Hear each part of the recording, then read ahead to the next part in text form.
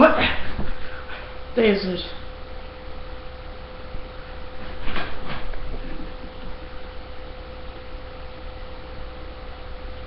December 31st. Holy crap! I got Hi everyone. Welcome to my documentary. Sorry about that. I didn't even try to reshoot that. Hello everyone. Now that I've finally gotten out of bed and I'm ready to start my documentary, and I'm with my lucky partner.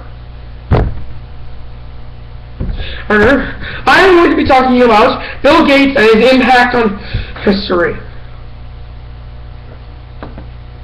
Sorry, spaced out. So first we're going to be going over a basic timeline of his life, and then so the first two parts we're going to be going over a basic timeline of Bill Gates' life, and then the third part we're going to be discussing what actually happened, what he did impacted us. So, for starters, let's talk about when he was born. Bill Gates was born in 1955, and there was some pretty significant events back then. One of them being that the very first version of Kermit the Frog is invented. But you wouldn't know that if you didn't. I'm just gonna shut up. So Bill was born on October 28, 1955. I already said that, but he was born actually in Washington. He was born in Seattle, which probably you've probably been there. I've been there. Bill himself he was the son of William H. Gates Sr. and Mary Maxwell Gates. Yeah. Bill was also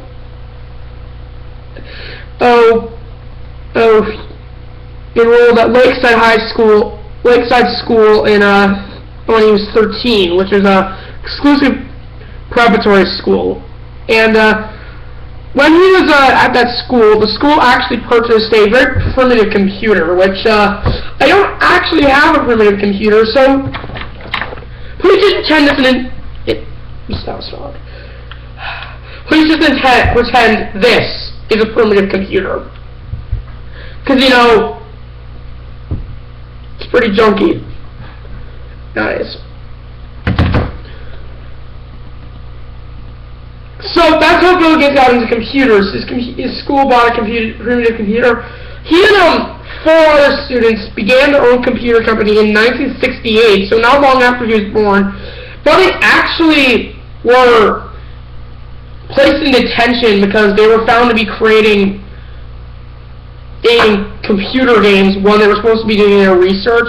They ended up exchanging time to do projects for computer time, so pretty creative, I guess. Because the CCC, that was a company that made the computers that the primitive school had a lot of bugs. The group made a little compromise. They would find bugs in the computer system if they gave them computer time.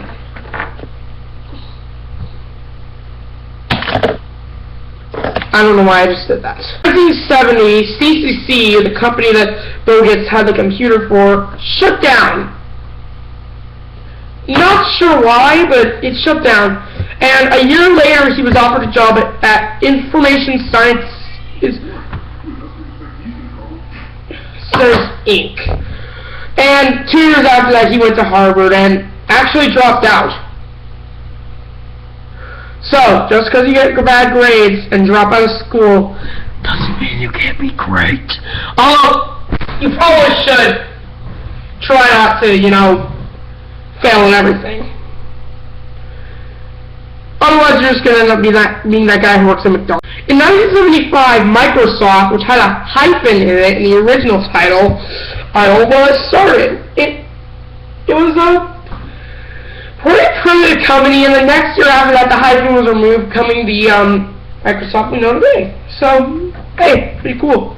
And also, another thing I might share, this is the very first video recovery I have. There will be several recovered videos in this, recovered from various websites, and this one was taken in 1984 and it is a promotional Macintosh video featuring Bill Gates. I did not make this video up. It's actually on YouTube. Introducing Macintosh. It does all the things you'd expect a business computer to do. It does a lot of things you wouldn't expect a business computer to do. And it does some things no other business computer has ever done before. Of course, to do all this, you will have to learn to do this. Macintosh, the computer for the rest of us. The development of Macintosh by Apple has been paralleled by the work of leading software developers. It's a great machine. It's a step forward in terms of the way it uses graphics and the speed. And this is a machine that a lot of people are going to be able to afford. That's a very, very useful machine. I was enthused. Microsoft doesn't work with new hardware very often, but we put a team of people on it from the beginning, and we're planning that over half of our retail sales next year will come from Macintosh software.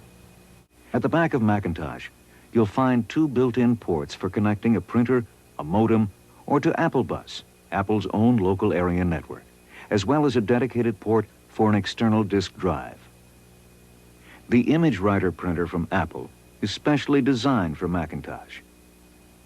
By plugging a modem into your Macintosh, you can communicate by telephone with electronic databases and news services.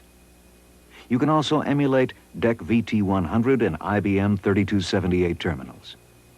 You can expand the storage capacity of your Macintosh with an external disk drive, just like the one we built in. And if you work with lots of numbers, you'll appreciate the optional numeric keypad. And when you're ready to travel, Macintosh can easily go along. The durable carrying case is strong and waterproof. Your Macintosh, keyboard, mouse, manuals, and software all fit neatly inside.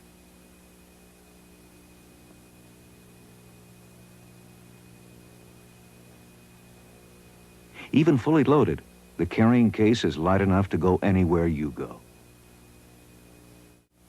The real genius of Macintosh, the world's newest personal computer, isn't its 32-bit microprocessor or its Lisa technology, or that it captures the power of a mainframe on a board 10 by 10 inches, or even that it costs half as much as computers half as powerful. The real genius of Macintosh is that you don't have to be a genius to use it. Macintosh, the computer for the rest of us. That's all for today. So, but stick around for next time, and we'll be checking out And we'll be checking out a bit later in Bill's life, him signing off Microsoft, and that's gonna be part 2. So, see you guys when I do part 2.